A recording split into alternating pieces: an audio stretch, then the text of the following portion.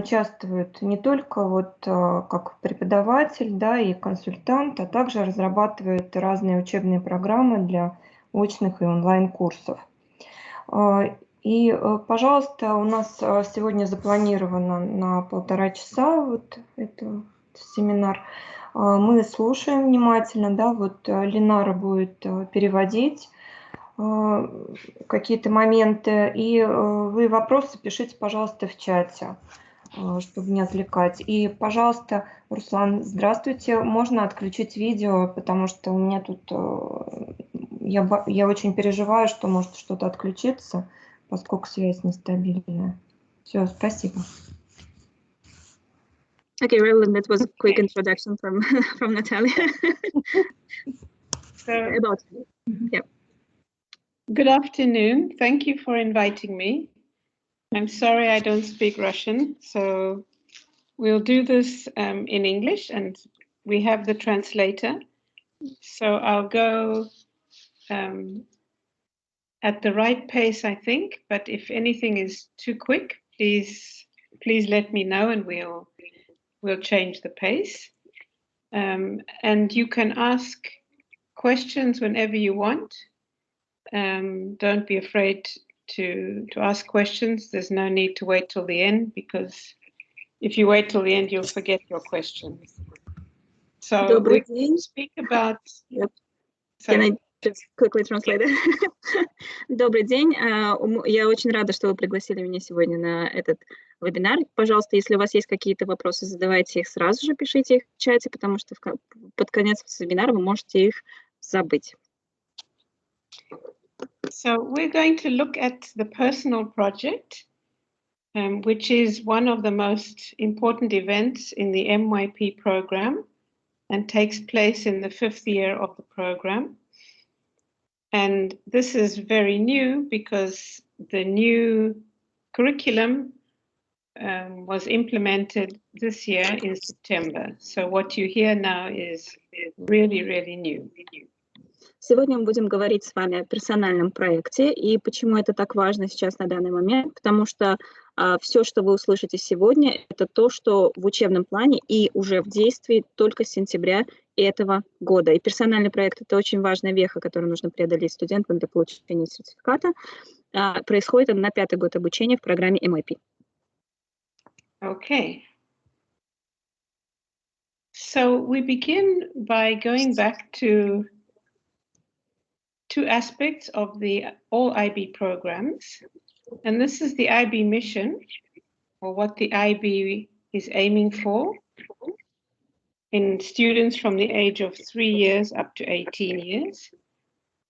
And we have the learner profile, which are the characteristics of students. And all these come together in the personal project when students are about 15 years old, 14, 15 years old. And we hope that they will learn to be inquirers, investigators, to show their interest in the world, and also show the skills they have learned up till this point in their career. С чего хотелось бы начать этот вебинар? Прежде всего мы обращаемся к основной цели IB. Это миссия IB, миссия Международного бакалавриата и программа Международного бакалавриата. И, конечно же, атрибуты профиля учащегося. Какими они должны быть, какими мы хотим видеть своих детей. Мы хотим их видеть исследователями, которые могут применять свои знания на практике и в действии. So the personal project is normally completed and presented by students in April of the year 5 of the program. And it's a pathway for students to move from the MYP to the DP, to the diploma program. And it acts as preparation for extended essay in the diploma program. Персональный проект у нас происходит в апреле 5-го года обучения MYP, примерно когда детям 14-15 лет. И это больше такой транзиционный момент для того, чтобы дети могли перейти из программы MYP в программу DP и уже подготовка к написанию расширенного сочинения в программе DP, дипломной программе Международного бакалавриата. So we will speak this afternoon about the personal project, but there is also another project in many IB schools, which is the community project. The community project takes place normally in the third year of the program, sometimes the fourth year. It's internal, and the aim of the community project is to do something to help the local community. The personal project is different because the personal project is done individually, whereas community project can be done in 2s or 3s. And the personal project, although it is evaluated in school, samples are sent to the IB to be moderated to ensure that the grades that schools are giving are the correct objective grades. Конечно, основная цель программы MIP – это подготовка к персональному проекту. Персональный проект – это самое главное достижение учеников. Но перед персональным проектом на 3-м и 4-м году обучения у них существует также общественный проект, где дети могут объединяться в группы для того, чтобы работать над проектом, который является полезным для общества. Где, в то время как персональный проект – это индивидуальная работа. Общественный проект не оценивается международным бакалавриатом, и бумаги не принимаются, они не должны быть оценены международным бакалавриатом. Вся документация по персональному проекту учеников должна быть оценена международным бакалавриатом, то есть посылаются примеры работ международного бакалавриата, доказательства обучения, и чтобы установить, действительно ли те оценки, которые выставила школа, реальны для этого проекта. So now we're going to look at what is the personal project. How is it planned? What help do the students get? And what guidance they're given to ensure that they do a personal project which is of a high standard and also will make them feel very proud of themselves as individuals and as students. И сейчас мы будем разговаривать именно о персональном проекте, как он должен быть оценен, какие документы должны быть предоставлены, какие инструкции будут даны ученикам для того, чтобы этот проект завершить, для того, чтобы они чувствовали себя успешными и чувствовали гордость за свою работу. Okay, so shall we continue? No questions up till here, I don't think. Right? So as you know, IB programs use the pedagogy of inquiry in all 3 programs. Even from the age of 3 years old, students are encouraged to inquire, to ask questions, and to draw on their own interests and curiosity. The students are now entering the last year of the MYP program, and so they do more than just ask questions.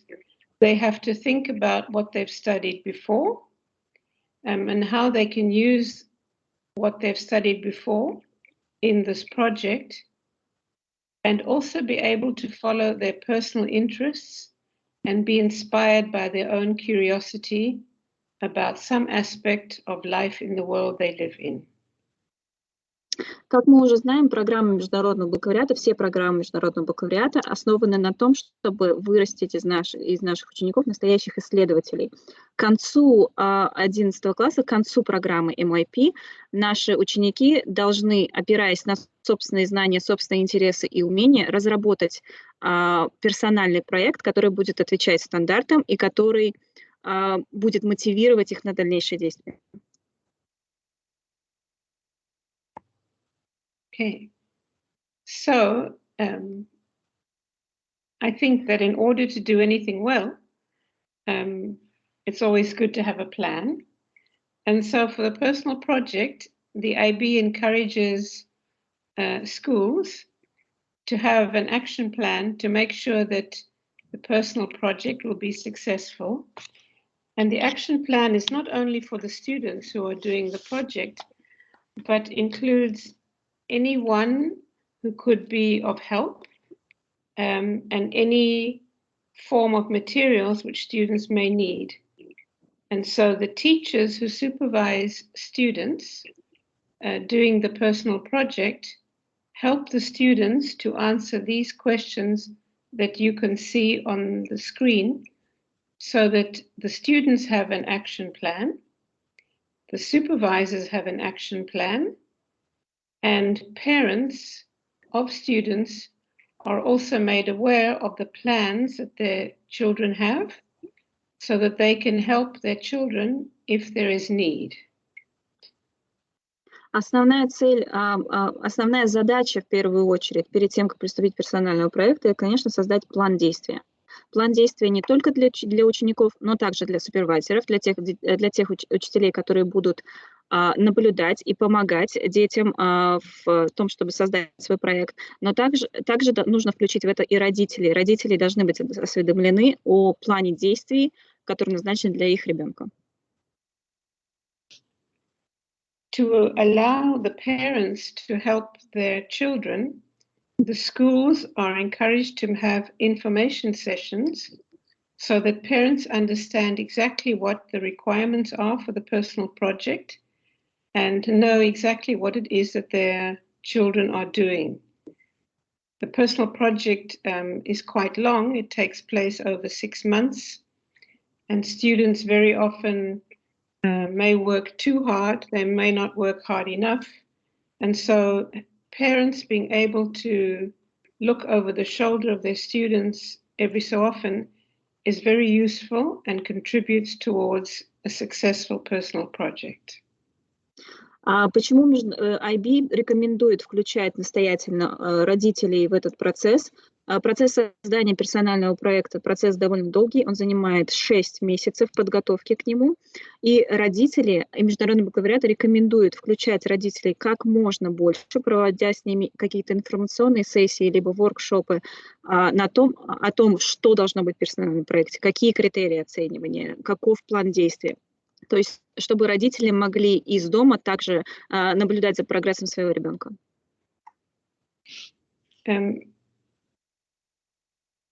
Let's look a little bit now at standardization and moderation. Standardization in the MYP does not happen only for the personal project. It happens for all assessment tasks. And what this means is that when a task or a project is given a grade by one teacher, this grade has to be presented to others to see if it is a just and objective grade. For the personal project, what happens is the supervisor gives a grade to the project their student has done, and then teachers sit around in a meeting and they read each other's projects without seeing the name of the student. They give grades, and these are compared so that in the end, the grade given by a teacher who did not know the project or the student must somehow be the same as the grade given by the supervisor. If the grades are not the same, the teachers have a discussion until they can reach agreement on what is the correct grade for an assessment task, or in this case, for the personal project. Огромную часть в оценивании в программе MIP является стандартизация. Что это значит? Стандартизация – это процесс, который включает в себя мнение нескольких учителей о персональном проекте, либо о любой форме оценивания, которая используется на данный момент в школе. Учителя собираются, смотрят на проекты, либо какую-то финальную итоговую работу, и выставляют свои независимые оценки, опять-таки, не зная имени студента. И если оценка, данная супервайзером, сильно расходится с оценками, которые были даны другими учителями, то учителя собираются снова для того, чтобы решить, какая же оценка верная в данном случае. Moderation in the IB is when in the DP examinations or in the MYP, the personal project, these are sent away. In the case of DP exams, all the exams are marked by examiners. For the personal project, the school sends to the IB all the personal projects with the grades the school has decided. And then the IB computer randomly chooses a sample. Normally it's 15% of the projects sent to the IB. And these projects are then sent to examiners who can be anywhere in the world with no way of identifying the project. The examiners mark the project and return this to the IB. And then the IB checks to see if the grades being given by the school are similar to the grades being given by the examiners. If there is not a similarity of grades, for example, if the school is giving grades that are higher than examiners are giving, then the IB has the possibility to bring down the grades. Or the other way around, if the school has given grades that are lower than what examiners are giving, the IB has the possibility to raise a grade. At the end of this process of moderation, schools receive the final grades for personal projects, and if there has been a difference in grade, they receive a report so that the teachers can learn and get better at grading personal projects. Теперь мы переходим ко второй части, от стандартизации к модерации. Модерация проекта, модерация оценки. Что это значит? Это значит, что в программе DP, перед тем, как двинуться в программу DP, работы детей должны быть честно и адекватно оценены. Персональные проекты и все бумаги, и все доказательства обучения по персональному проекту собираются и отправляются в IB. Компьютер в IB случайным образом выбирает несколько работ, которые могут быть посланы к любому экзаменатору, который может находиться в любой части света. Этот экзаменатор оценивает работу, и работа возвращается IB, оценена уже другим экзаменатором за пределами школы, то есть тот человек, который не работает в школе. Если найдено большое расхождение в оценках, как в плюс, так и в минус, то IB может оценку как понизить, так и повысить, а также послать в школу, в которой был выявлен данный инцидент, отчет и также рекомендации о том, как можно повысить эффективность своего оценивания. Okay, so this is all the introduction. Let's see now exactly what the personal project is, what the students have to do, and how they have to do it. That looks promising. Это было все только вступление. Сейчас мы непосредственно двинемся к тому, что должно быть сделано студентами, как мы можем им помочь, и что такое персональный проект в целом. So we'll continue if there are no questions up till here. Есть ли какие-то вопросы, Наталья Александровна? Я просто не знаю, как чат у меня, по-моему, не открывается. Нет, я не вижу пока вопросов. Все хорошо. хорошо. No questions. No. Right. So we've been speaking about the personal project, but we still have to say to ourselves, what is it and what is involved? So the personal project is an important piece of work that students have to complete. And as they complete the personal project, they have to be able to convey that they really are lifelong learners because they do have interest in the world around them, that they can maintain their motivation even over a long period of time, and that they make use of student agency. Student agency is that students are able to be self-driven, self-directed, and don't always depend on the teacher to tell them what to do. These three things come together when they complete the personal project. Сейчас мы двинемся к основной части. Что такое на самом деле персональный проект? Какие три основные части в нем присутствуют? Первая часть, конечно, при выполнении персонального проекта в программе MIP ученики должны показать и продемонстрировать, что они являются учениками на всей своей жизни. Это lifelong learning термин. Также, что они могут сохранять мотивацию и интерес к интересующему их предмету. Agency, так называемая проактивность, как они используют эти навыки, и как они работают самостоятельно, и что они не опираются ни на какие направления, которые им дают, инструкции, которые они, то есть могут обучиться чему-либо абсолютно самостоятельно и действовать самостоятельно. I think we have some words that are very hard to translate that the IB uses. I have a friend in Kazakhstan who made a list of all the words from IB that she couldn't find a translation. No, there's a sentence to translate one. So we know of the characteristics now of the project.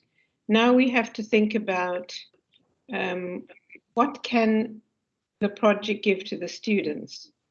So by means of doing the project, students have the opportunity, first of all, to inquire, to do research, to investigate.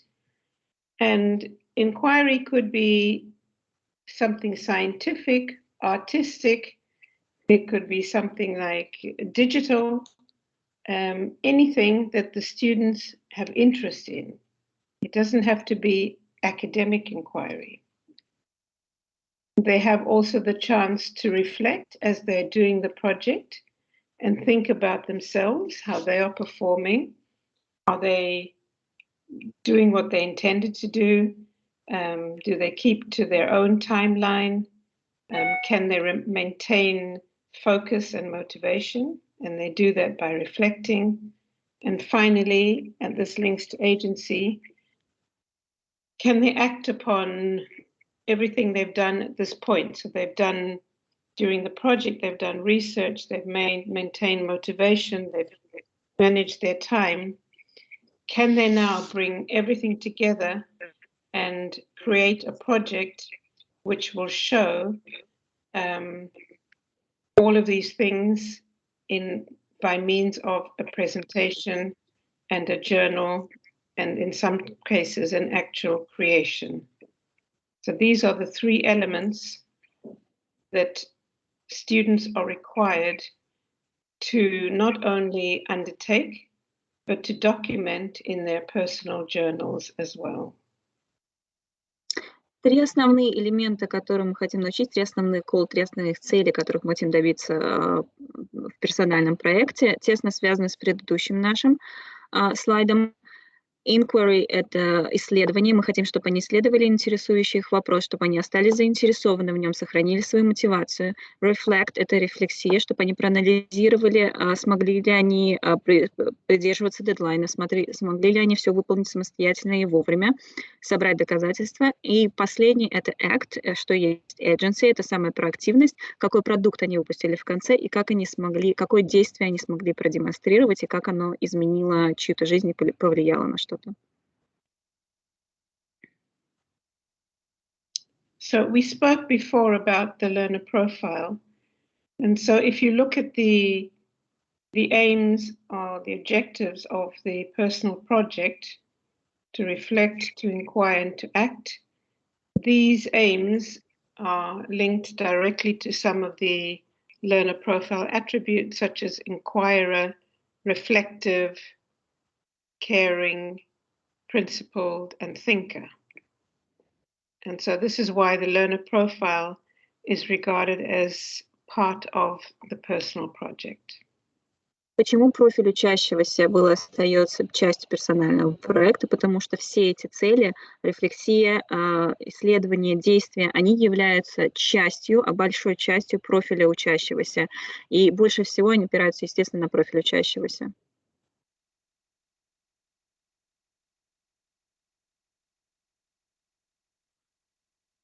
So if we try and put this into links in a chain or blocks that come together, this is how the personal project unfolds for most students. Students have to plan, so they decide what it is they wish to learn about or inquire into. Students then decide if they're going to create something, and if so, is it something that requires materials, physical materials, or it may be a creation which just involves digital tools, but they decide, and this is their product goal. And finally, as you know, in the IB, we use rubrics for evaluation. the students will create success criteria for whatever form the personal project will take. In other words, what do they need to do? What are the things that have to be in the project so they can say to themselves, yes, I have done this as well as I can. And these are the success criteria which the students decide upon and which are not decided upon by the IB. Если мы развернем стадии персонального проекта, то они будут выглядеть примерно так. Первая стадия – это планирование. Планирование учебной цели, чего мы хотим достичь, чему мы хотим научиться, что мы хотим знать в конце, что ученики делают самостоятельно. Вторая часть планирования – это product goal, какой продукт вы хотите создать в конце, потому что в персональном проекте должен быть продукт, который они создают. И последняя часть – это, так как у нас в Международном бакалавриате все оценивание строится в основном на рубриках, создать рубрики для того, чтобы и установить критерии успеха. Что, как он считает, ученик сам или она, является для него выполненным проектом, для чем еще нужно будет, или над чем еще можно будет работать в конце уже, когда будет себя сам оценить на рубрике. То есть это не то, что дано международным бакалавриатом, а то, что рубрику сам разрабатывает ученик для себя. An example of success criteria could be if a student has decided as personal project, for example, maybe to create a cookbook with recipes for cooking. One of the success criteria could be do the recipes work? Have the recipes been tested? And are the recipes easily understood? And so these become their success criteria, and they do some research and decide whether what they determine as success criteria are reflected in the project. Например, если студент хочет создать кулинарную книгу, его критериями оценивания, критериями успеха могут себя включать сбор рецептов для своей кулинарной книги, тестирование этих рецептов, то есть приготовление этих рецептов дома и решить, трудны ли они приготовления, либо сложны для понимания, как язык, то есть оценить свою собственную работу как автора кулинарной книги, потому что персональный проект может он не обязательно может быть связан с академической какой-то стороной, с математикой, с английским языком, с русским языком и так далее. Это может быть арт, это может быть какое-то художественное восприятие, это может быть что угодно, что интересует студента.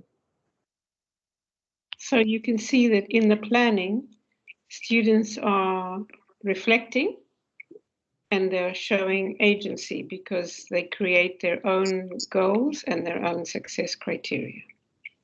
И здесь мы сразу можем увидеть уже проактивность, потому что они сами создают для себя рубрики, сами устанавливают свою учебную задачу, а также готовый продукт, каким он должен быть.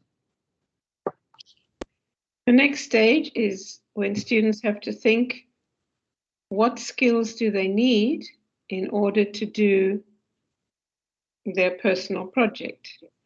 They've been acquiring approaches to learning skills, ATL skills, since they were in an IB school.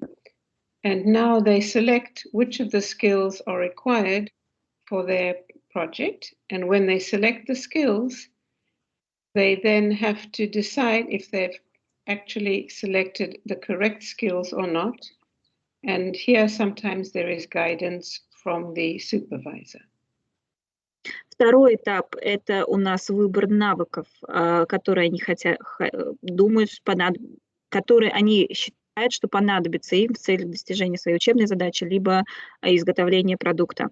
ATLs – это подходы к обучению, которые у нас раньше назывались трансдисциплинарными навыками. Должны быть знакомы уже к этому моменту очень хорошо ученикам, потому что если они были в школе довольно долгое время, хотя бы несколько лет, у них это на слуху, они это знают. То есть здесь небольшое руководство со стороны супервайзеров, поддержка, она необходима для того, чтобы выбрать навыки, которые ученику могут понадобиться в процессе создания персонального проекта. the final stage, and this is when they have completed their project, the students will reflect, and they reflect on how the personal project makes them feel. It could be a project which perhaps is useful for other people, but they simply reflect on this final product they've decided on. And they, in their journal, also decide whether they have met their own criteria for success. And if they haven't, they will reflect on why. Why did something perhaps not turn out as well as they hoped? И последняя стадия – это уже непосредственно рефлексия, анализ своей собственной работы, что было сделано и что было не сделано. Если даже проект не удался и что-то не работает, ученик пишет анализ и составляет анализ, почему, как он думает, этот проект не сработал или этот продукт не получился. Okay, I think we can continue. So to make things a little bit more clearer, repeating what we already saw, apart from students reflecting on how they're doing the project, the supervisors also have to reflect on how the student is doing the project. And so these are the elements that the supervisor, possibly the parents also keep an eye on. Are the students motivated? In other words, did the student decide to do a project which really, really interests him or her, or did they just choose something because it looks good? So students, if they lose motivation in their project, very often it's because they chose something that really didn't interest them. And so they are told to think very carefully before they make a decision about what exactly they will do for their project.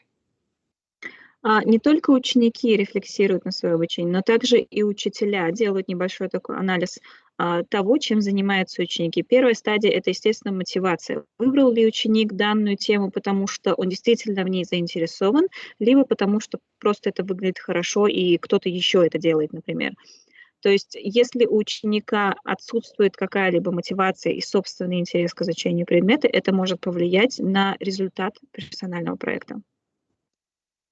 Student agency is the ability for students to direct themselves, to be self-directed learners, in this case, to be self-directed inquirers in the personal project. And so they are encouraged never to be influenced by what others are doing. They should decide for themselves what their own goal is for the project and what action plan they will make for themselves, because every student learns in a different way and works in a different way. And so they have to make an action plan which suits their learning style and not just wait for the teacher to tell them what to do, when to do it, and how to do it.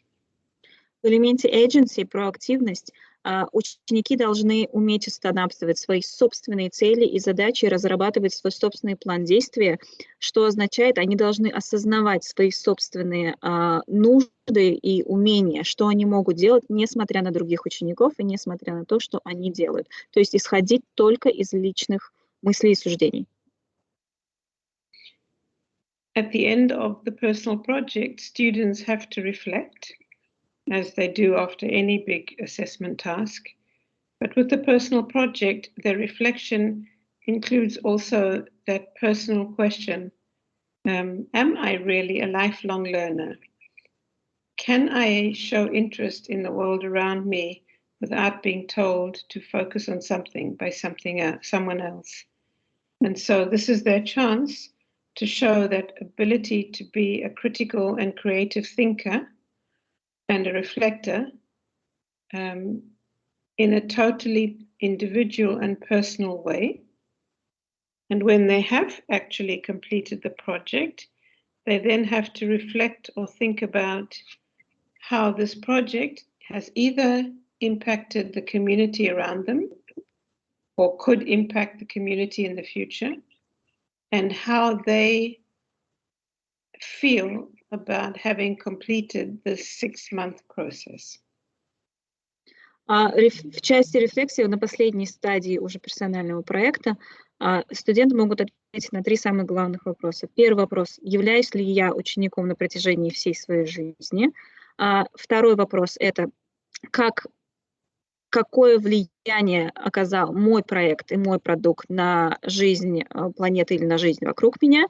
И третий вопрос: как я чувствую себя по окончанию проекта? То есть какие ощущения у меня возникают после того, как я проект закончил, после успеха либо неуспеха проекта?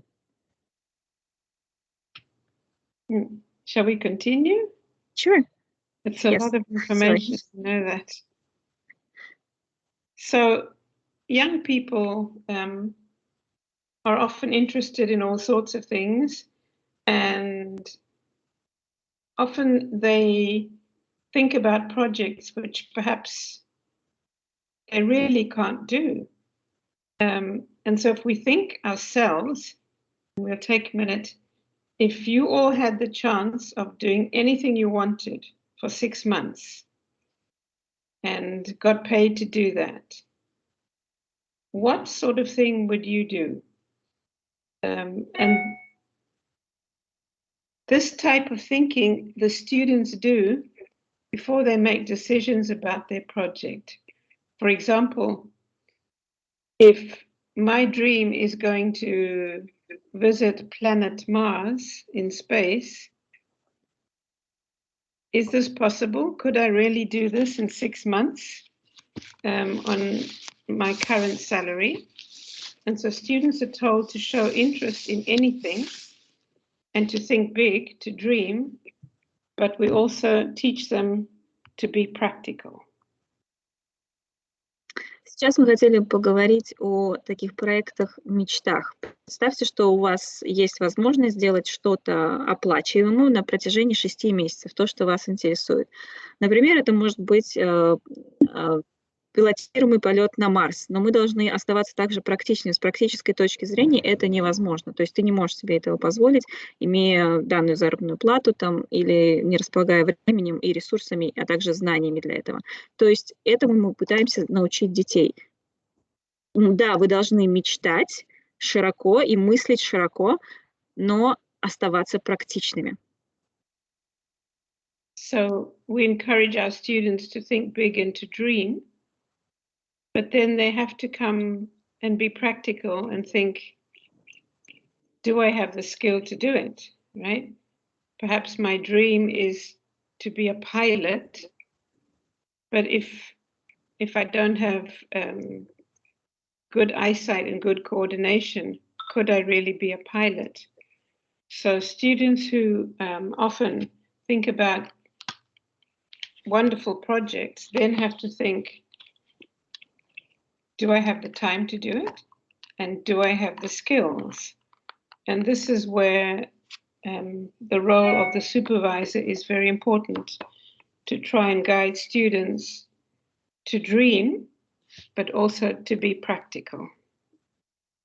И опять-таки еще раз хотелось бы повторить и заострить на этом внимание, что да, мы поощряем их мечтать. Мы поощряем их мечтать о больших вещах, о огромных проектах, но в то же время оставаться практичными. Можем ли, допустим, ученик хочет выучиться на пилота, а обладаю я навыками, есть ли у меня для этого время, если у меня плохое зрение, плохая координация, могу ли я действительно работать пилотом?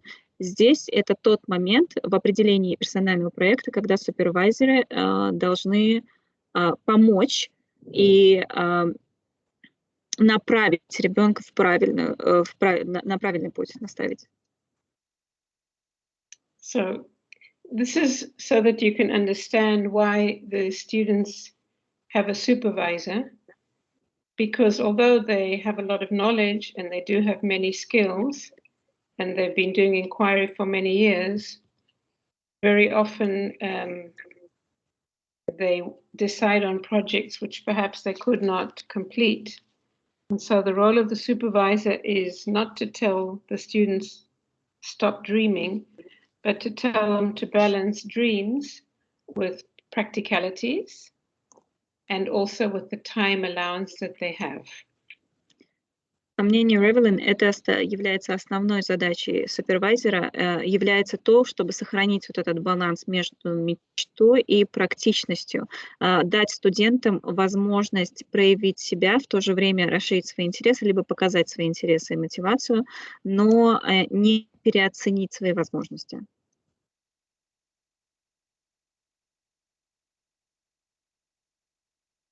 So, as the students begin their project with their big dreams, their ideas, and thinking about whether they can actually do this, do they have the skills and the time, they make notes in their process journal. And the reason why this is important for the IB is that the process journal shows how the student has been thinking and not just what's been done every week. And in some cases, if a project doesn't turn out as well as anticipated, or perhaps doesn't even get completed, they may run out of time, the process journal shows the reflection of the whole process. And so it's not a big disaster if the student actually doesn't complete an intended project, as long as they are able to show that they reflected on why something didn't turn out well, or why they couldn't meet the deadlines they established. So the process journal becomes a document of the whole journey from day one to the final day of presenting the personal project. And it includes the good side of the project. And if there are problems, it's also documented. So it becomes very powerful for students to learn how to do this, how to actually make notes about what's not going well, and not only about what is going well. Самым главным документом в персональном проекте является журнал.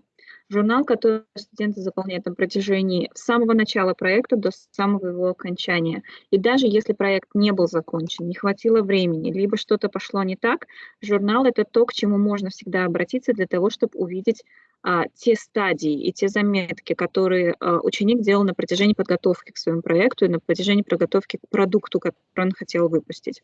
То есть это не будет большой трагедией, если проект не закончен и ученику не хватило времени.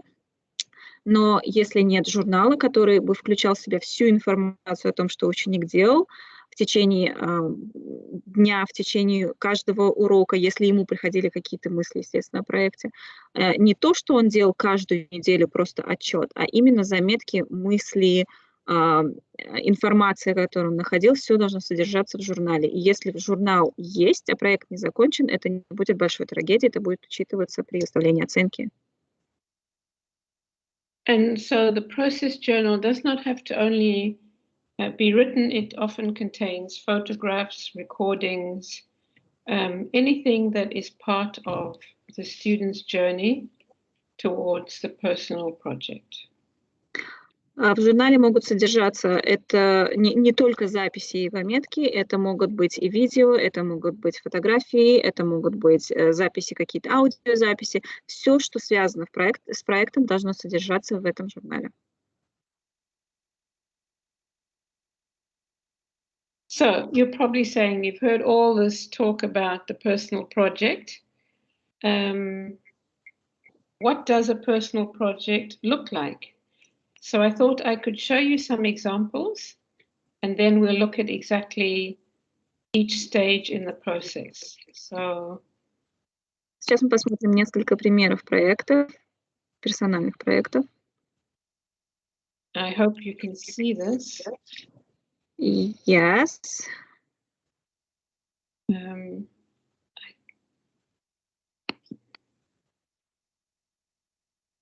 Okay, so here's an example of a personal project.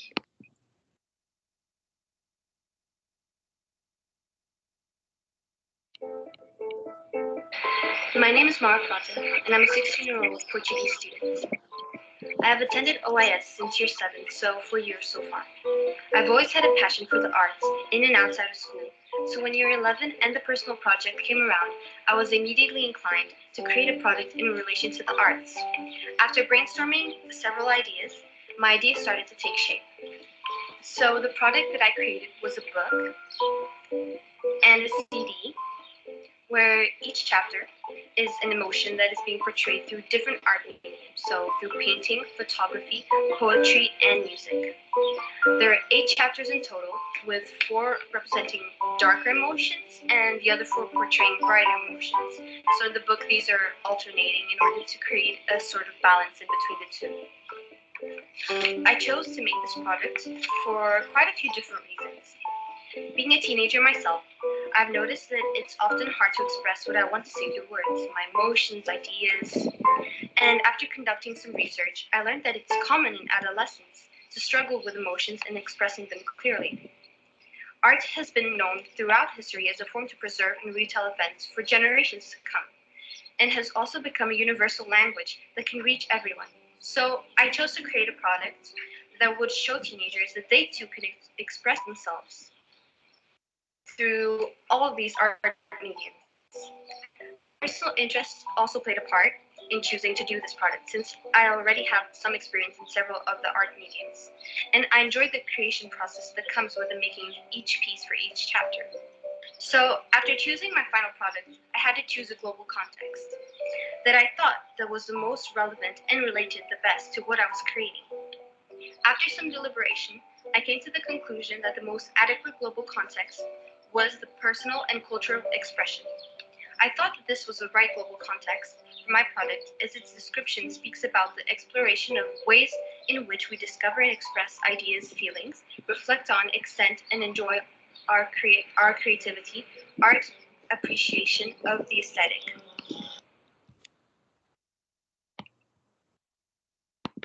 Okay, so that was one example of a personal project. The product was a book and a CD. But what is assessed is not only the product, it's the presentation the student was giving as to why she chose to talk about emotions and the arts, and how she went about writing the book and writing each chapter. То есть видео мы с вами сейчас видим презентацию одного из проектов. Этот проект был посвящен созданию книги об искусстве эмоций. Оценивается в персональном проекте не продукт и не результат, который получился, а само путешествие, весь проект в целом, какие действия, какие стадии этому предшествовали, и как студент оценивает и описывает свое путешествие в каждом отдельном случае. We'll just take one more.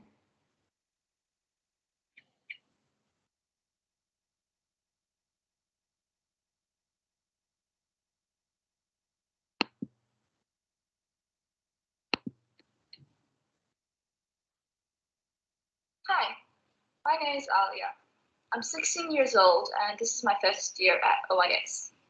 For my personal project, I decided to write and illustrate a children's book on third culture kids. I did this because I'm a third culture kid myself. I'm Australian but have African and Maltese heritage and grew up in Dubai. With the world diversifying and globalization, I've noticed there's been an increase in other third culture kids, what is quite prevalent in an international school like OIS.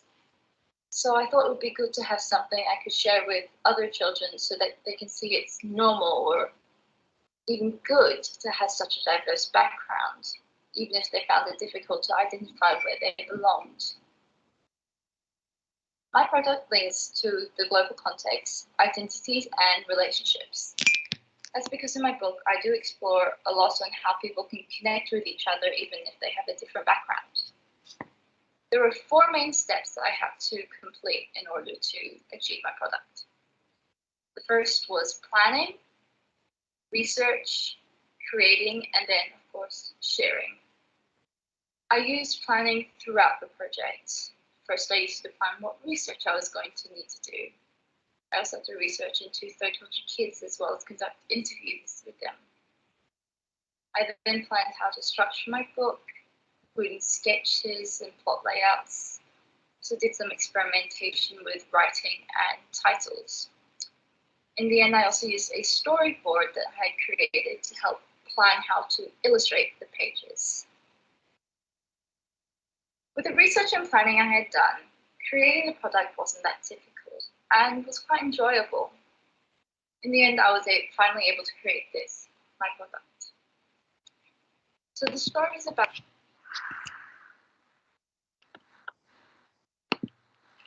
So this is another example of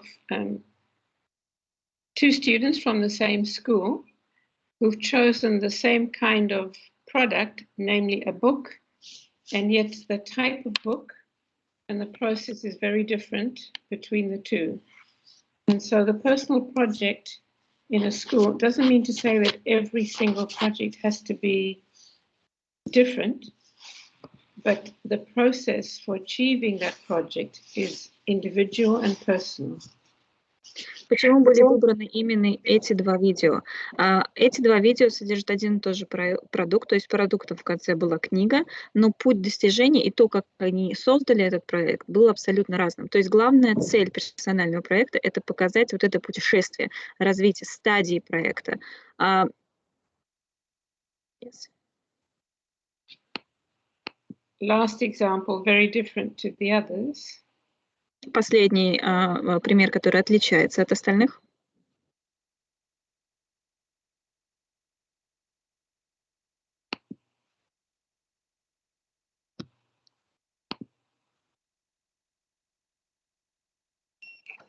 Hi, my name is Julia. I'm 17 years old and I'm OIS now for 2 years. And I'm originally from South Africa. The product that I chose to make was this wooden surfboard that's behind me. So I decided to make the surfboard because when I first came to Portugal, I really wanted to learn how to surf. So I learned how to surf, and I've now been surfing for quite a while. And I wanted the first hardboard that I had to be something that I designed, and ultimately through this project I was able to create it and build it myself, which was a really good opportunity. The global context that I chose, deglobalization and sustainability, it is about the interconnectedness of human and man-made systems and how those systems affect our environment. So I wanted to make the surfboard out of wood because I wanted it to be as sustainable as possible, unlike most surfboards which are made out of fiberglass, which fiberglass is basically plastic. And as we know, plastic is not the most sustainable material. In terms of the actual project, there were a few steps that I had to do in order to complete the whole process. So the first step was the investigation. And the investigation was basically when I went through different ideas that I had and decided on one that I thought best fit and the one that I wanted to do, which was obviously the surfboard. And then once I chose the idea, I had to do a lot of investigating into which materials would be the best for me to use and if I would even be able to create the surfboard. Then the second step was the planning. So I had to choose criteria and different specifications for the board. So basically what I wanted it to look like, what materials I wanted it to be made out of, the size of the board and the shape of it, and anything else that went with making the surfboard. The third step was taking action, which was when I basically had to actually make a board. And during that whole step, I had to pay very close attention to all the specifications and the criteria that I had made so that the board would be of the best quality and really just the best board that it could possibly be. Then the fourth step was the process journal. So throughout the entire process, I documented everything in my process journal. And then once I was finished with the process journal, then came the report, which is the first step. And I used a lot of the things from the process journal in my report because the report was basically a write-up of the different steps and an outline of what the personal project was for me and what the entire process looked like. So now I'm going to show a bit more in depth about what the board looks like and inside it, because obviously it looks quite basic from the outside, but there's a lot of intricate details.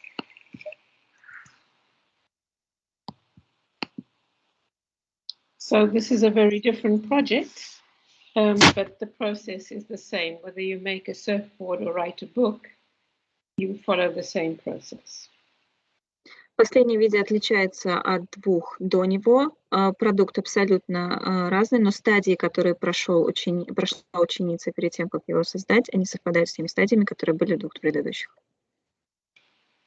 These videos also show that students choose something which interests them and just get down and do it and find the right skills in order to be able to complete their project and document it carefully in the process journal.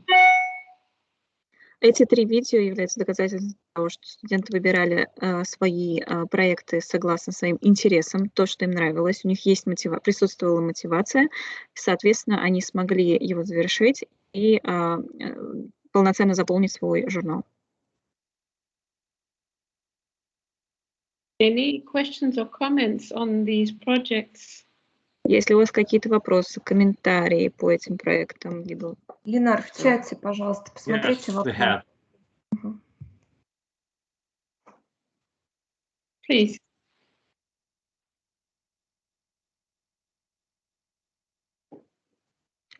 Александр, где у меня чат?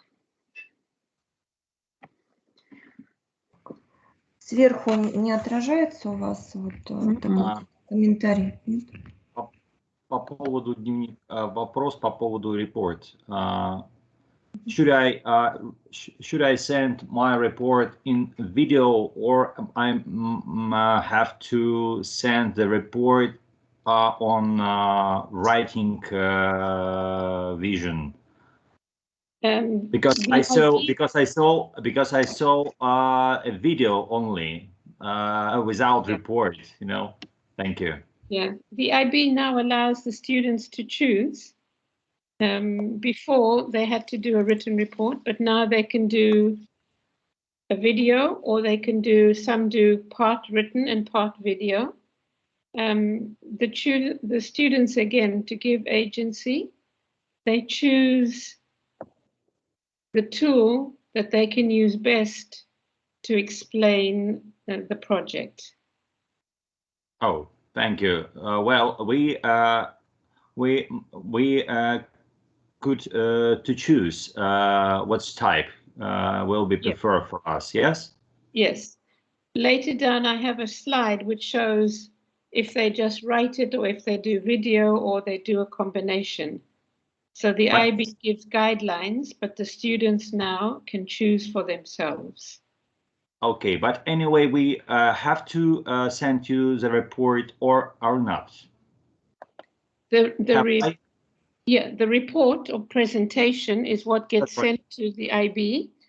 The product they actually created, like the book or the board, doesn't get sent to the IB, just a photo. Okay, but this is why they were speaking so much. Okay, Ленара, я, может быть, неправильно что-то говорю, помогите мне, пожалуйста. Вопрос в том, что могу ли я заменить видео, вот, которое показывал нам спикер, вместо отправить видео вместо репорта, да? То есть не в печатном виде, а просто будет ролик и будет демонстрация продукта, как показано было на ролике. Или обязательно отправлять письменный репорт? Ревелин сейчас об этом сказала. Это больше про активности, опять-таки, разговор. IB сейчас дает выбор, либо это видео, либо это может быть часть видео, часть какой-то в бумажном варианте. Она попозже сейчас еще расскажет. You will tell about it later, right? It should be. Yeah, we'll see. There's a slide that they can. Позже, да, еще один будет слайд на эту тему. Thank you. Quickly, sorry. So, in the beginning, I said this I have a question. Personal project. That's why the report now is different to what you may have known before, because before it had to be a written report, but now it doesn't have to be. Вот как раз-таки те изменения, они связаны в основном с тем, как представлять свой проект. Может ли это быть видео, может ли это бумажный быть вариант. Раньше это был только бумажный, сейчас есть выбор. Спасибо. Thank you so much.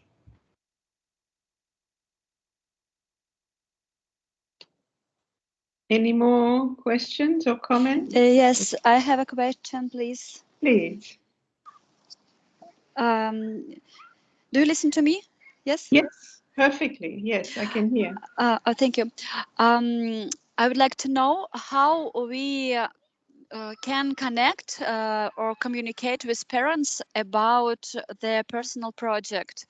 I mean, the channels, materials, meetings, and so on. Normally, the school has a coordinator for personal project, and the school decides how much communication there is with the parents. The supervisor can communicate with the parents whenever.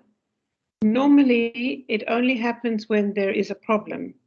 If suddenly the student isn't meeting the dates that the student decided, then the supervisor may write to the parents and ask if there is a problem.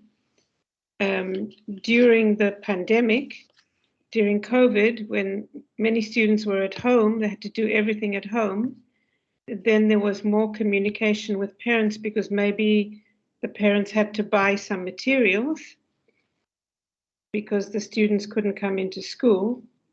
And so the IB leaves it very flexible to the school and to the supervisor how much information is given to the parents. The parents are not supervisors, they're just there to help if there is a need for help. If there's no need for help, then the parents are not directly involved. Thank you. Thank you. Good question.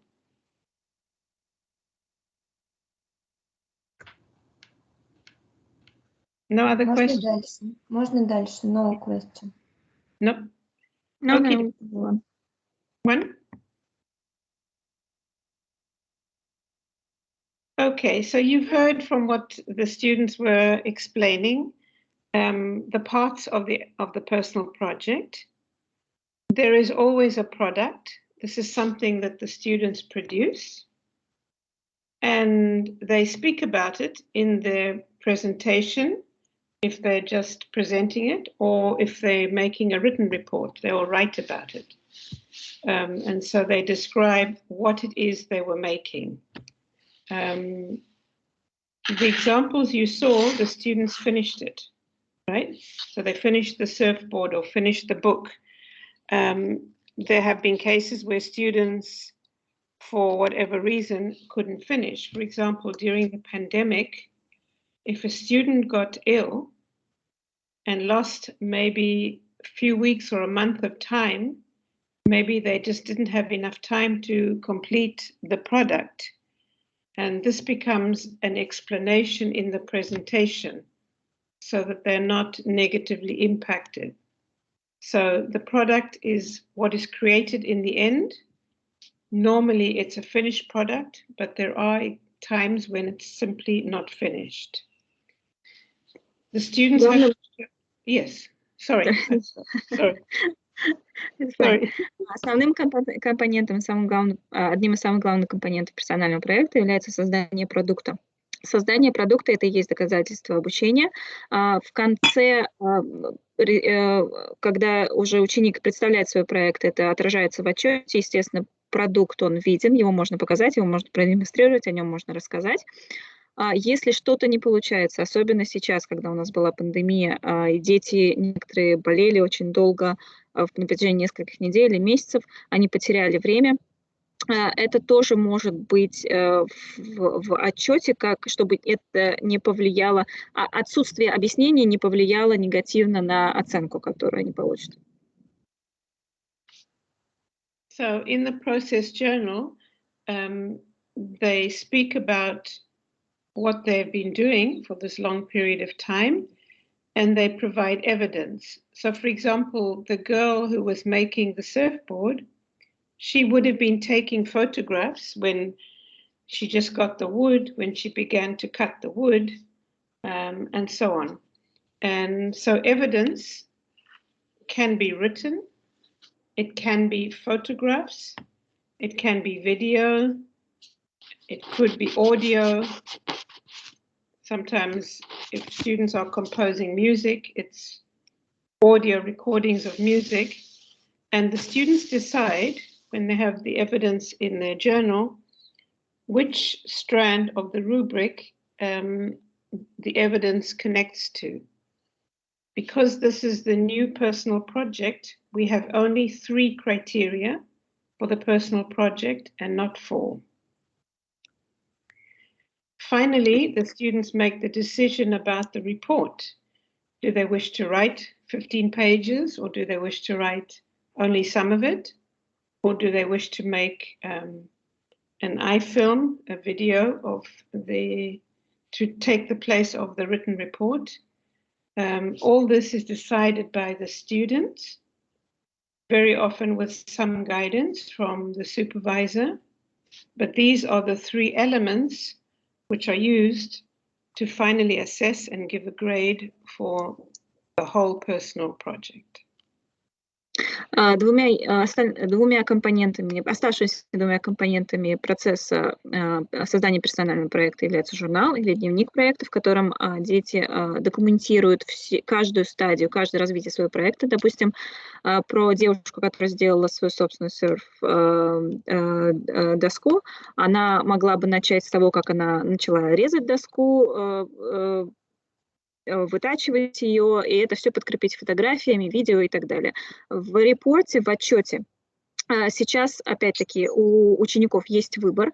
Вместо бумажной версии отчета они могут выбрать создать короткий видеоролик, который бы презентовал их проект и дал бы понятие о цели, которую они преследовали, мотивация, которая у них была. Сейчас основное изменение в рубрике – это то, что вместо 4 критериев, которые были раньше, сейчас остаются только 3 критерия оценивания.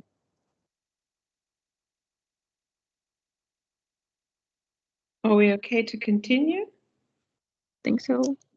It's very hard because I can't see anybody. Okay, so we had the question about the report. So here you can put it into context, I think.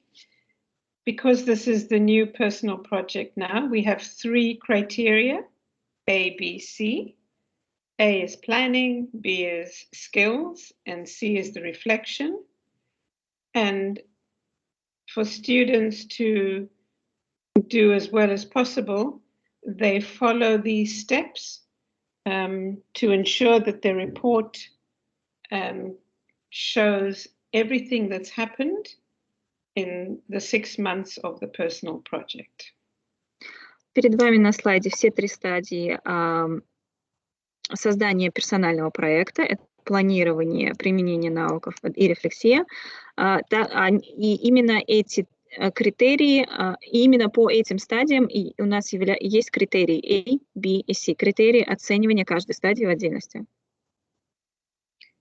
With regards to skills, for example, the student who created the book on emotions that had a CD with it obviously was using creative thinking skills. But perhaps a student like that didn't have the skill to actually create the CD that went with the book. And so part of the reflection is when a student wants to do something and doesn't have sufficient skills, they ask for help. They find an expert to help them. And they explain this, that they had skills up to a point and then they needed to get external help, or possibly the girl making the surfboard needed extra help. So the students look at their own skills, and if the skills can't do exactly what they want done, they are able to look for help elsewhere. На стадии планирования ученики обсуждают, что будет в их готовом проекте, что будет их готовым продуктом. На стадии применения навыков они показывают, какие навыки им понадобятся для того, чтобы закончить проект. И если эти навыки у них отсутствуют, а они необходимы для того, чтобы закончить проект, например, как в случае с доской для серфинга, девушка вполне могла привлечь какого-то стороннего наблюдателя, эксперта в этой области, который мог бы помочь в достижении проекта. Но опять-таки это все основано на том, что ученица сама прорефлексировала о том, каких знаний, каких навыков ей не хватает для того, чтобы обратиться за нужной помощью. Any questions about this slide? Вопросы? Может, комментарии? I think no. Okay. So the question about the report, maybe this helps a little bit more. These are the options the students have. And part of the reflection is for students to think about what they can do best. If a student is a very good writer, that student may prefer to do a written report. If a student is not a good writer, but may be an excellent speaker, they may choose to do an audio commentary. If students are very good with digital tools, they may choose to create a video about their personal project. Or they may make even a combination of some of these elements. The decision is in the hands of the student. Возвращаясь к вопросу, который уже прозвучал ранее, в каком виде можно представить сейчас персональные проекты, это самое главное изменение, которое было введено в сентябре этого года, это то, что сейчас в руках ученика находится, в каком виде он будет представлять свой проект. У всех способности разные, у всех сильные стороны разные, которые они хотели бы продемонстрировать. Если все хорошо, спасибо, ребенок действительно хорошо пишет, это может быть вполне отчет письменный. Если человек прекрасный спикер, это может быть запись. Если человек очень хорошо презентует себя именно видео, и это может быть видео, либо какая-то визуальная поддержка, которая может присутствовать в видео. Sorry, one question about this task. Look, audio or video must be on Russian language or only in English? Well, this depends. In the school, you have a personal project coordinator. So when the students begin MYP5, the personal project coordinator communicates with the IB and says, we have one class of 30 students, or we have 5 classes of 20 students, depending. Does the IB have enough examiners so that students can write in Russian language or can do a video in Russian language? And then the personal project coordinator in the school receives guidance from the IB. From experience in past years, I can tell you that there are many examiners who read and speak Russian language. And so normally this is not a problem. Okay, thank you. There are students who want to even do the personal project maybe in their home language. So maybe they are at school in Russia, but maybe at home they speak French and they say, no, I would like to do my report in French. Okay, thank you. As long as the IB can provide an examiner, then they're very happy for students to have the option also of many languages. But that has to be checked every year because, you know, the number of examiners also changes from year to year. But normally it's not a problem. Thank you. То есть вопрос состоял в том, на каком языке дети должны представлять свои проекты, на русском или на английском. Это зависит все, и вся коммуникация насчет этого исходит от координатора персональных проектов, который должен быть в школе. потому что количество экзаменирующих русскоязычных людей, русскоязычных профессионалов, оно меняется от года к году, поэтому это лучше всегда уточнять с IB. Any other questions? Еще, может, какие-нибудь вопросы? Okay. Sorry, Yes. about report, one question. Можно я на русском спрошу, Ленар? Хорошо. Попрошу вас перевести. Раньше было требование к объему 3000 слов, 3000 знаков, по-моему, если не ошибаюсь, или 3000 слов в репорте. Сейчас требования эти поменялись к объему именно в рукописном варианте, или же остались прежние? Ruslan just wants to ask about the quantity, like how many words or how many symbols, was it symbols or words, like 3,000 words in a written report? Is it still the same or Yes, has it changed? Again, I have a slide that will show if it's only written or if it's combined with video and audio, because they made a table of how many pages written, how much is audio, how much is video. Окей, got it. У IB есть информация, сейчас Ревлин об этом расскажет, именно в какой форме представления идет, либо это видео, либо это пополам видео, либо и письменный репорт, и какого объема должен быть. Sorry, I'm hurry, like always. That's fine. I think it's a good quality. But students are told to be very careful not to go over the time in minutes for a presentation, or not to go over the word limit, because they lose many points in the IB. So they have to respect the limitations, and the supervisor of the project helps the students to keep in the framework. Очень важно для IB, чтобы студенты, когда они работали над своим персональным проектом и заканчивали отчеты, чтобы они оставались в пределах вот этих необходимых страниц и необходимых слов и не переходили за лимит. Если написано больше, чем нужно, либо сказано больше, чем нужно, IB очень сильно обращает на это внимание и могут снизить баллы. One more question, and I meant, sorry. I heard that Chinese students have some joke. For example, take a photo, and the program don't write this how symbols or words. Only how Ленар, ситуация такая, значит, китайские ученики пошли на хитрость, чтобы вписать все то, что они хотели описать в отчете о персональном проекте, но чтобы это все большое количество слов не считалось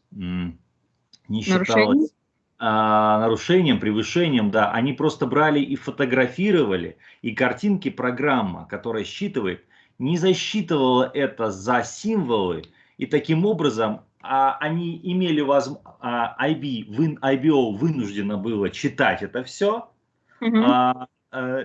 и таким образом они доносили смысл своего проекта.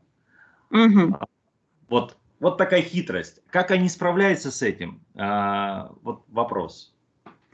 So Ruslan heard a gossip or a story, I don't know how truthful it is, that some of the Chinese students, they decided instead of actually submitting Google Docs or documents itself, they decided to take a photo or a screenshot of their work, send it to IB, and IB has to actually read it through to assess their works. And that's how, first of all, is it possible that computer can't count the words, can do the word count if it's screenshotted or it's a picture? From my experience with some other languages, a screenshot doesn't ever give a word count, and so the IB just doesn't read them. The IB will take photographs if it's a photograph of what the students are doing. When it comes to the written, the IB platform will not accept screenshots. It just throws them out, not just for personal project, but also, you know, in DP. Students have to submit anything written either in PDF, Word, or Pages, and there's one other word processor. And if they don't submit this, it means they didn't do the report, and if you don't do the report, you don't finish MYP, you don't get a certificate. So I don't know if students tried to do this. I hope they didn't, because then they lost everything, right? Because it should be checked by such programs like Turnitin, etc., for plagiarism. Yeah, Turnitin cannot check. Well, Turnitin is now very clever, and it can check where photographs come from, but not screenshots.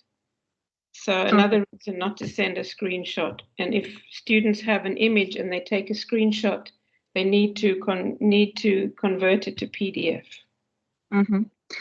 Руслан, сейчас в IB и любая платформа, которая работает с международным бакалавриатом, просто не будет принимать работы, если это написанная работа, но сфотографированная. Они просто будут возвращать это назад, потому что они работают только с документными программами, то есть файлами, которые можно обработать. Ну да, PDF, Word, for example. Можно я вмешаюсь? У нас просто время здесь уже, смотрите, сколько. Слайдов я вижу еще достаточно много. Ленар, может быть, основные моменты вот попросить, чтобы там... Unfortunately, we don't have much time, so maybe just key points for the remaining time. We have 30 minutes more, I think, right? Еще 30 минут? Нет, Наталья Александровна? Ну, в принципе, да, можно. 30 more minutes, yes. We've got 30 more minutes. Fine. The assessment, not to worry what's written here, simply explains that when students do their project, the students, the parents, the teachers all get the rubrics, and so they know exactly how they will be assessed. And students with all assessment tasks keep the rubrics with them, because the rubrics help them to perform as well as they can. And so there is nothing secret about how you will get your grade. And they, in fact, are almost grading themselves throughout the process. Процесс оценивания персонального проекта на самом деле очень простой. Оценивается все согласно рубрике, который был составлен учеником в начале проекта. Доступ к этим рубрикам имеют как ученики, так и родители, так и учителя, которые учат этого ребенка. И в то же время рубрика помогает ученику в процессе создания проекта, так как подсказывает основные моменты, на которые нужно обратить внимание для того, чтобы получить высокую оценку. So, some of the facts I think the professor wanted. Students have to spend at least 25 hours on the project, and they document the time in their process journal. And this project can only be done in the last year of the MYP. It cannot be done before, although in the fourth year of MYP, normally in the summer holidays, the students are told to go home and think about ideas for their projects so that they are ready to begin in MYP 5. These are the requirements established by the IB, and we cannot negotiate with them. These do not change. Основные требования, которые представляются от IB к персональному проекту, это то, что ученики должны потратить минимум 25 часов своего времени из этих 6 месяцев на работу над своим персональным проектом. Это основное требование от IB, оно не может быть изменено, либо подвержено каким-то изменениям в школе конкретной. И все это происходит, работа над персональным проектом, вся работа, она происходит именно на 5-м году обучения, в 11 классе у нас. Хотя в конце 4-го года обучения, в 10 классе, когда дети уходят на летние каникулы, их уже просят задуматься о том, что их интересует и какую тему они хотели бы выбрать для того, чтобы работать в 11 классе. So these are the questions. Let's begin. How will we begin? Students are told, well, I tell students that they begin with their own natural curiosity, and they let their own creativity guide them. However, some students are very often lost because they may find 2 or 3 options and they don't know which one to choose.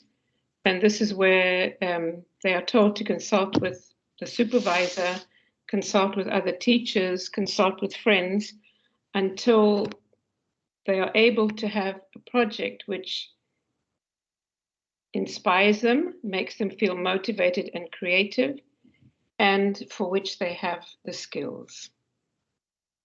На самом начальном этапе персонального проекта это, что Ревелин называет естественное любопытство, что побуждает, что мотивирует студента, чем ему нравится заниматься, что ему интересно. То есть выяснить те области, которым ребенок тяготит, которыми он хочет заниматься, а также работа супервайзера, если ученик немного потерян, и он не знает конкретно, в какой области ему работать, если у него есть какие-то опции, 2, 3, 4 варианта, задача супервайзера – помочь ребенку с определением той темы персонального проекта, которая, соответственно, его навыкам, у него лучше всего получится, и результат будет гораздо выше, чем при работе с другими.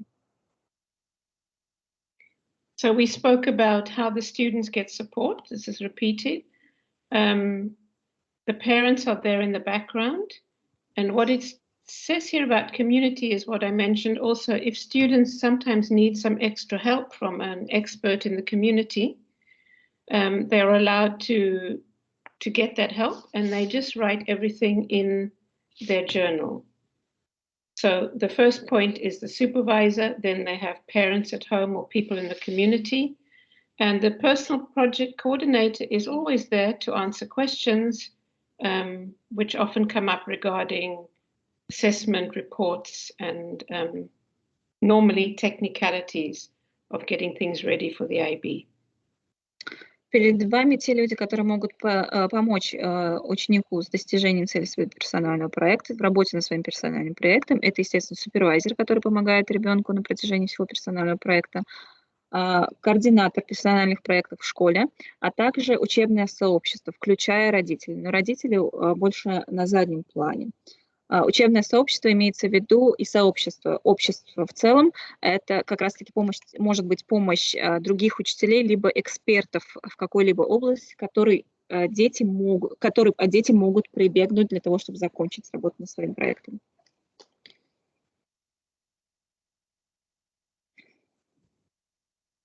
I think we'll go here.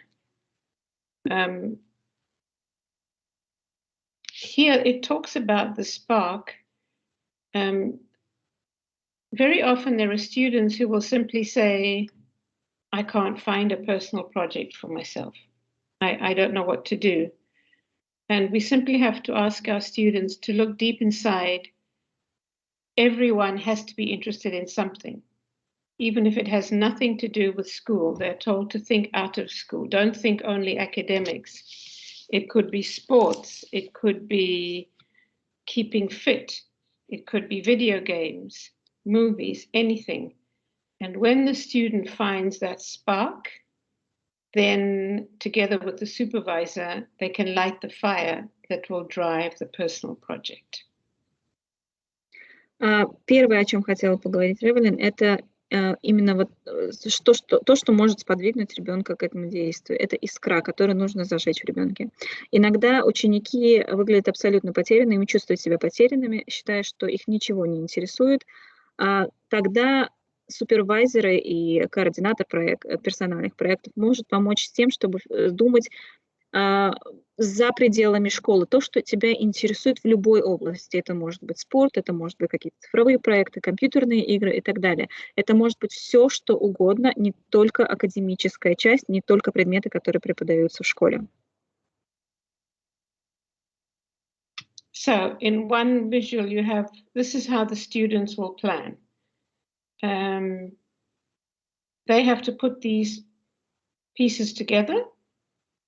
And they will choose whether they wish to contemplate a global context, something in the world. If they will contemplate maybe helping the community, this is service as action. They don't have to do this. They do have to ensure that the personal project includes their interest, includes inquiry, and the choice is between service or a global context. And in this choice, supervisors should not influence the students. Это все 4 компонента, из которых складывается цель персонального проекта. Это интересы студента. Естественно, должно опираться на глобальный контекст.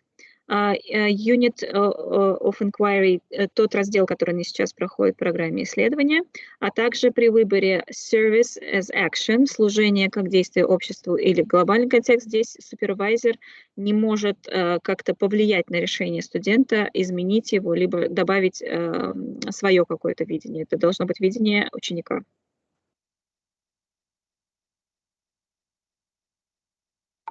This is how the students will create their plan. And this is nothing new for them because they've been planning projects all along. What is new is that they have to create their own success criteria and not only use the rubrics. Это стадии, которые, собственно говоря, ученик будет проходить для того, чтобы создать свой персональный проект, и это то, к чему они должны быть приучены и привыкшие на протяжении своей работы в программе MYP. Единственное, что различается, это то, что они должны разработать свои собственные критерии для оценивания рубрики.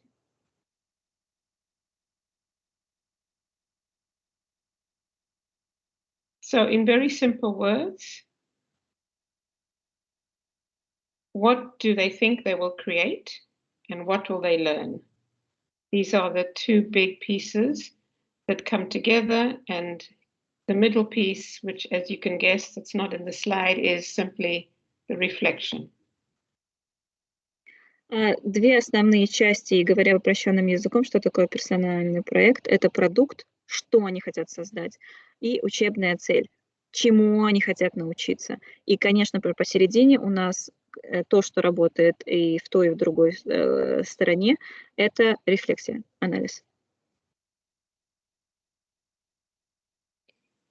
So just so that you can see how they choose the product and the skills, if a student has decided to create a series of Keep Fit videos, it's fine, they know how to use computers and so on. They then have to say, do I have the skills to put this together? And if, for example, I include training, could I actually reach physically the limit of running a half marathon through this fitness program?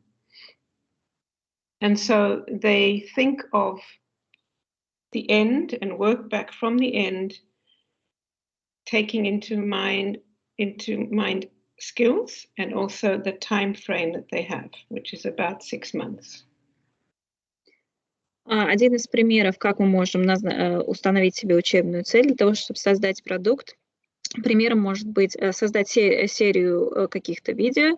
Если я могу создать, и я хочу это, то, что я хочу в этом работать, это прекрасно, но как я буду это создавать и каким образом, есть ли у меня навыки для того, чтобы достичь этой цели. То есть мы, думая о финальном продукте, сразу же осознаем сразу же ученик осознает свои сильные и слабые стороны и делает адекватную оценку своим знаниям. Может ли он этого достичь? Может ли он пробежать?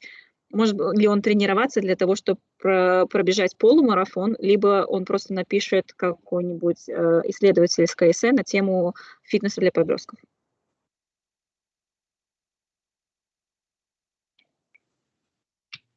something which is not easy for the students is to understand the difference between the goal and the product.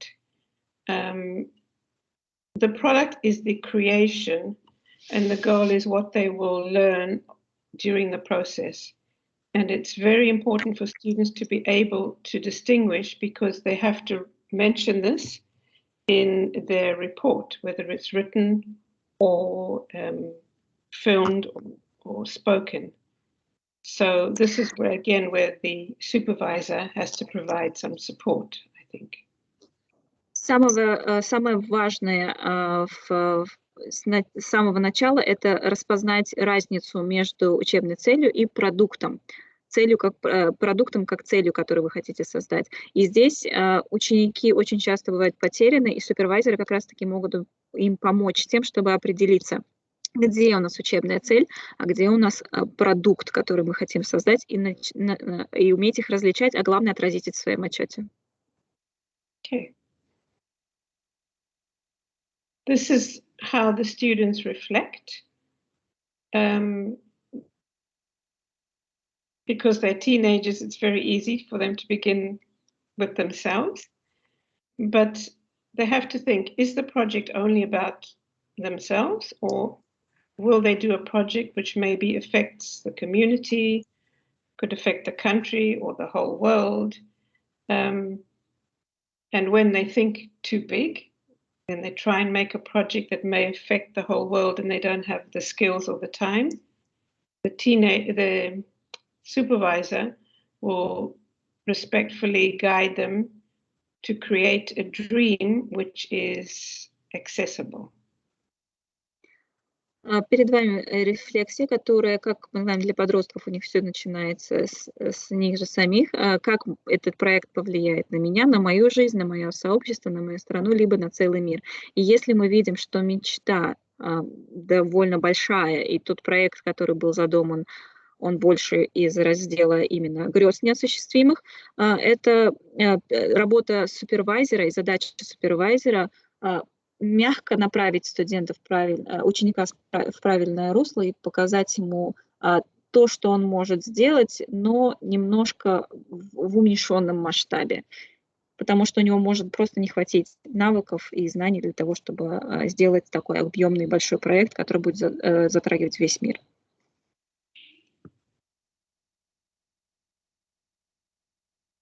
So, here's some more IB rules.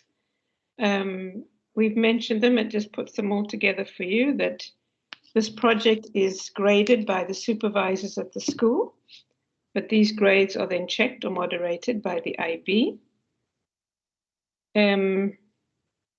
Each student has a supervisor, and the supervisor has to receive guidance from the coordinator because, for example, this year, the guide is new, and so they need to be kept up to date. If students need materials, school has to be able to provide them. And the students themselves have to understand that this is not part of any other subject they're learning. It stands on its own and it's driven by the students. Еще несколько основных правил, которые следует следовать от Международного бакалавриата.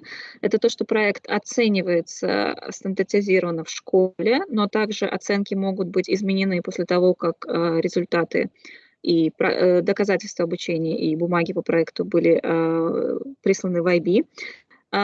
Все супервайзеры проекта должны быть знакомы с гайдом, с руководством по персональному проекту. В этом году он вышел новый, поэтому координатор персональных проектов, это задача координатора персональных проектов, который должен убедиться в том, что все супервайзеры знакомы с обновленной программой. Школы должны обеспечивать ресурсы и координировать персональные проекты MIP. Также проект сам по себе не является частью учебного плана какого-либо предмета. Вся суть состоит в том, что это проект, который полностью зависит от студента.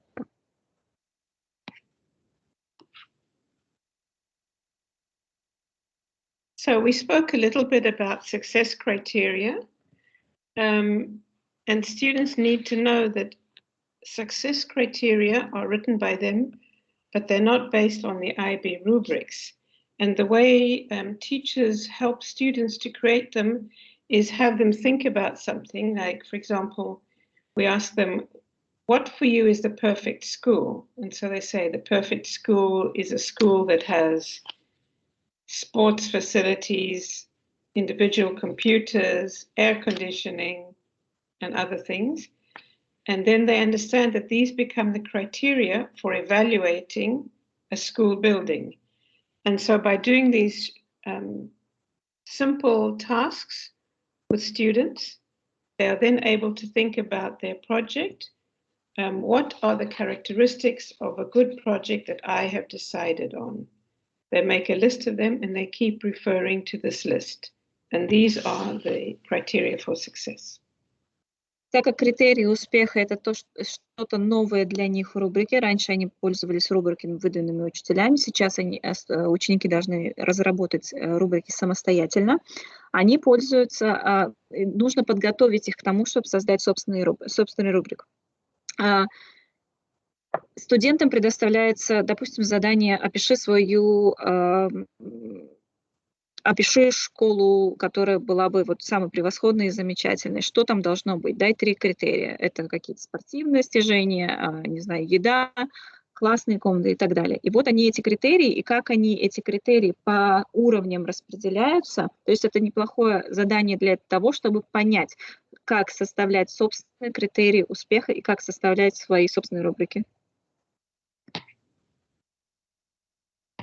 So I think we spoke a lot about planning. I'll just share with you, this is a template the students use, and they have to get clear dates, when, and they decide on the dates.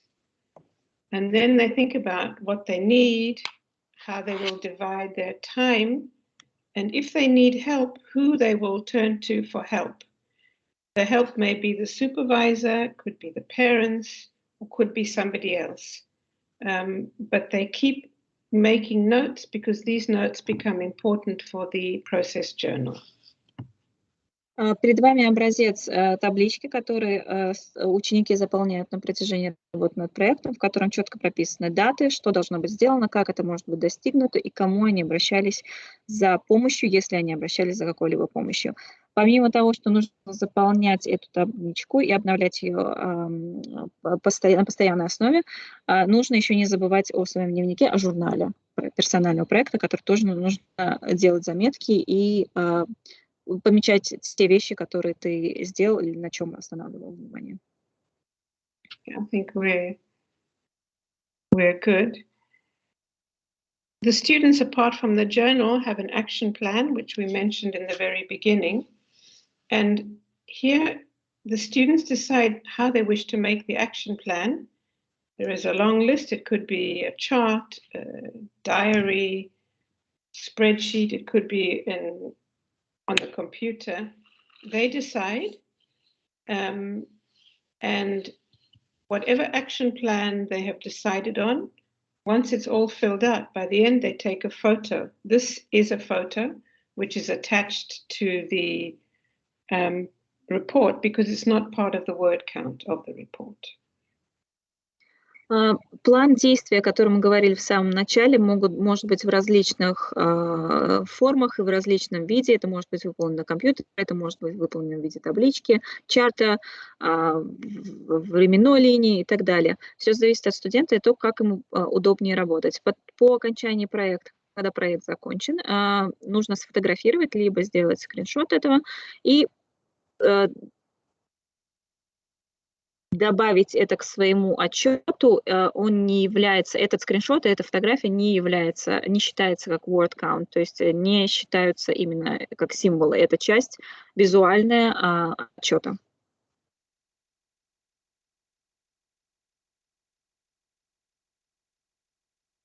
Tips which we give the students and maybe also the teachers, they have to respect the time. They have to mention explicitly which skills they are using and not just say, I have the skills to build a surfboard. They have to exactly say which skills they've used.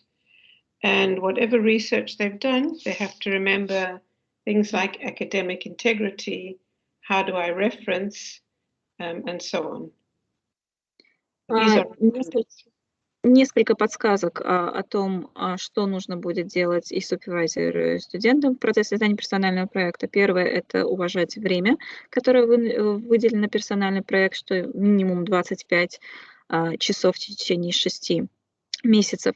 Также они должны строго подходить к описанию навыков, которые они применили. Это approaches to learning, трансплантные навыки в прежние времена.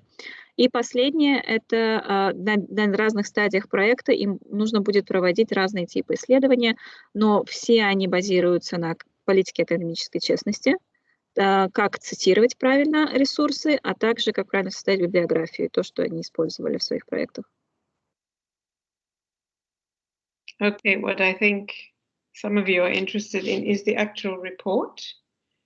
The report describes the process, describes the learning goal, the product, and has to give evidence. Evidence can be written, can be in terms of photographs, audio, and it all is part of the first objective, Objective A, planning, which is a very important part in terms of size of what will be the actual report. Students are provided with the personal project guide, so they know exactly what is expected of them when they will be assessed on Objective A. And you can see some examples here. У многих наверняка есть вопрос о том, как должен выглядеть отчет. В первой части отчета описываются цели, учебная цель и цель как продукт. Также планирование, процесс создания персонального проекта и доказательства проекта. Это все подходит под Objective A в оценивании.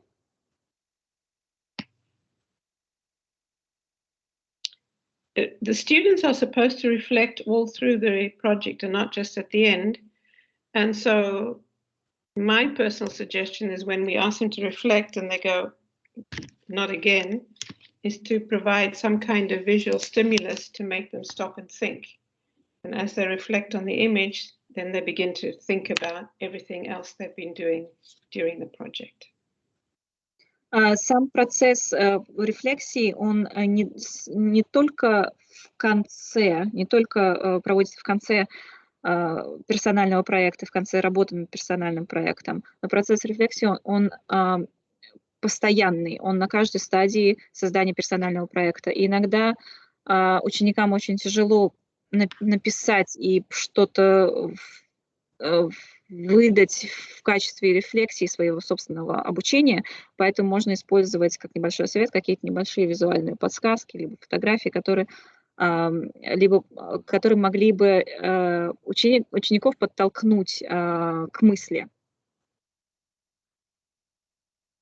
I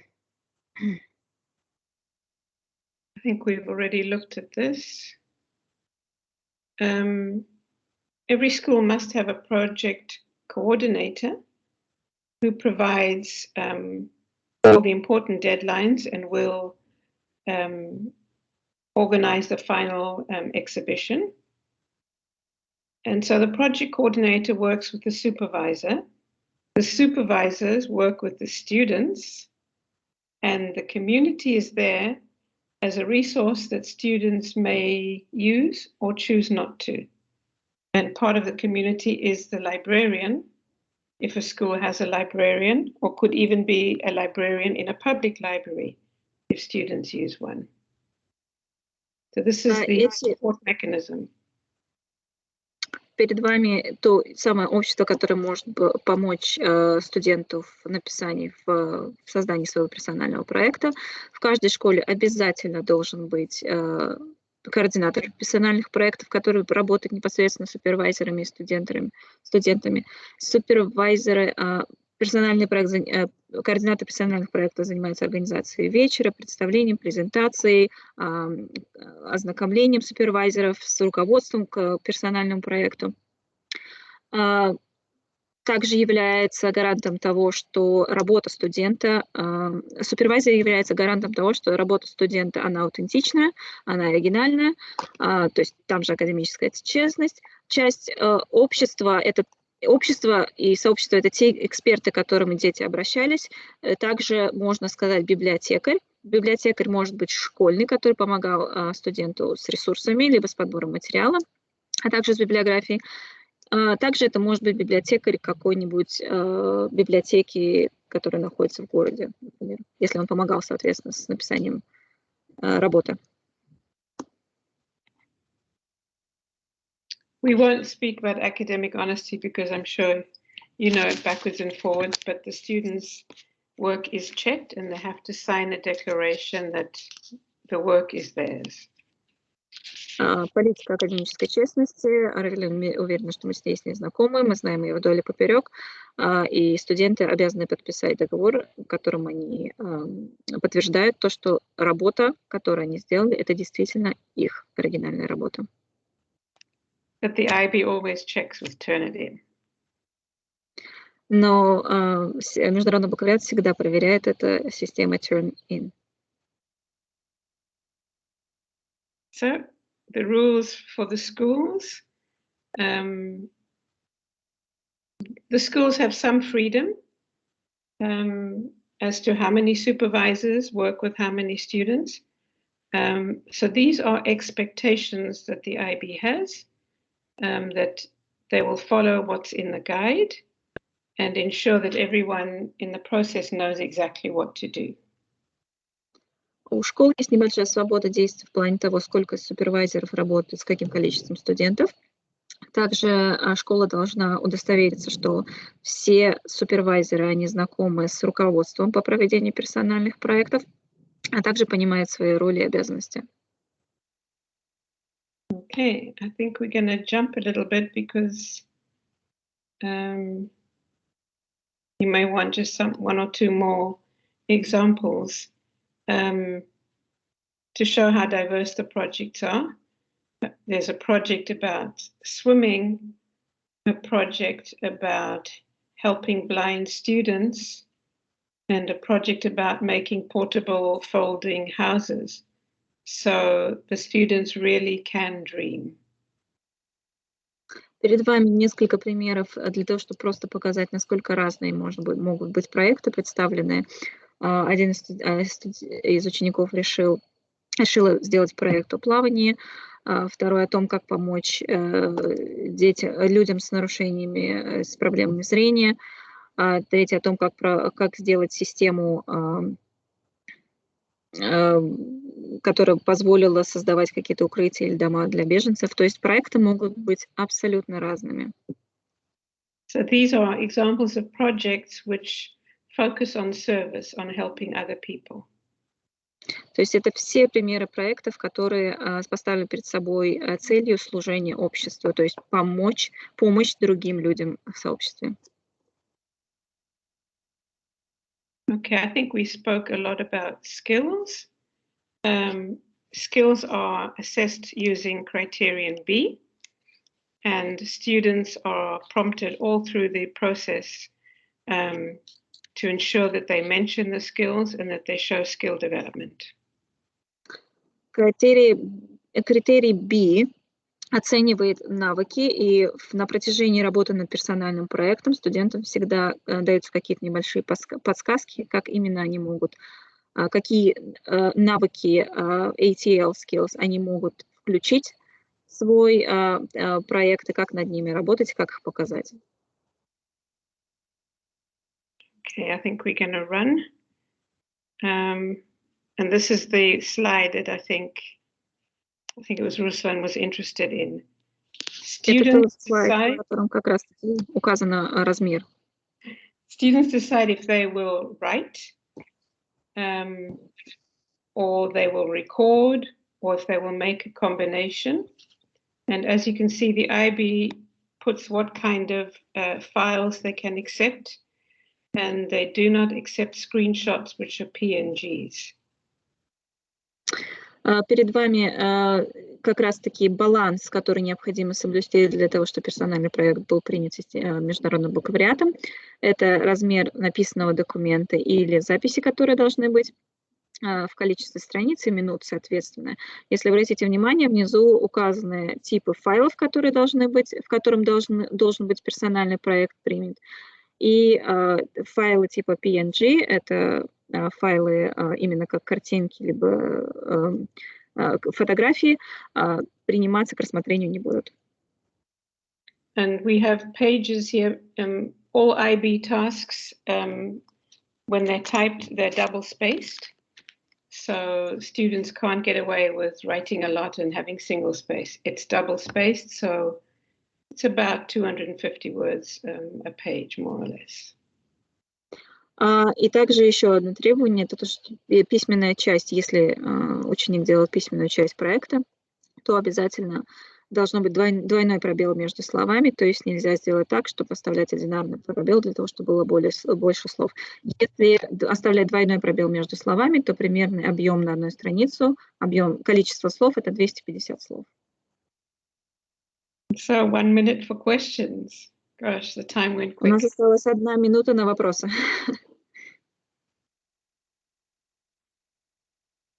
Good afternoon. I have a question about the appendices. We had last year the appendices in the report.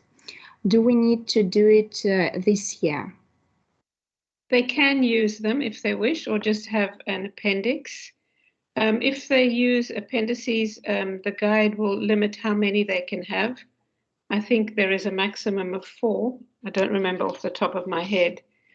They are allowed, but they cannot be used for students to type a lot because they didn't have enough pages in the report. If they're very brief or if it's a questionnaire, that's fine, but they can use them. Okay, they're not part of the word count either, or the page count in this case.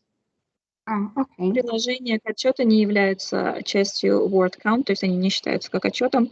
Опять-таки их нельзя использовать для того, чтобы развить свою мысль дальше. Это могут быть опросники, либо интервью, но никак не часть отчета. Письменная часть.